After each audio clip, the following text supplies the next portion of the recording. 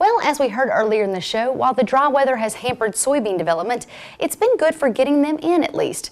On this week's Bottom Line, Neil Melancon brings us up to date on where the harvest is as our season winds up. The Bottom Line is brought to you by the Cotton Board, strengthening the fiber of our industry.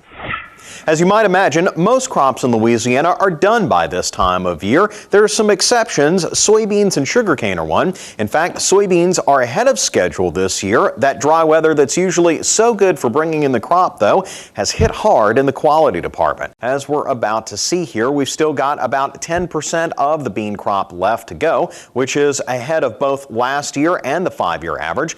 That's that dry weather playing to at least some benefit for beans.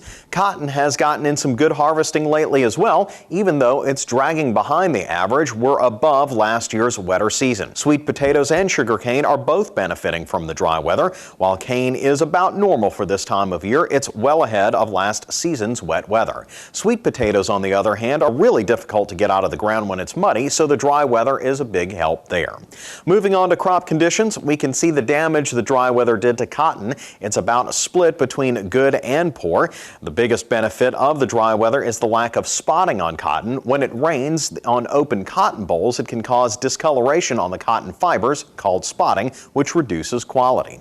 Sugarcane has loved the dry weather so far, which helps crystallize the sugar inside the stalk.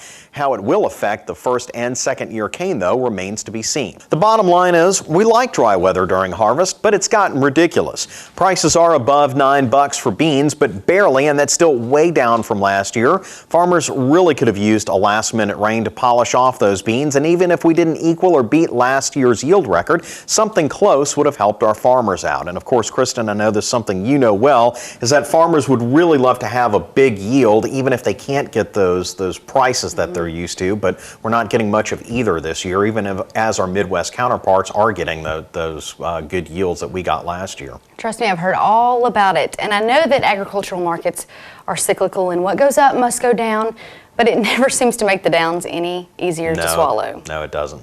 Well, thanks, Neil. For more bad news, as usual,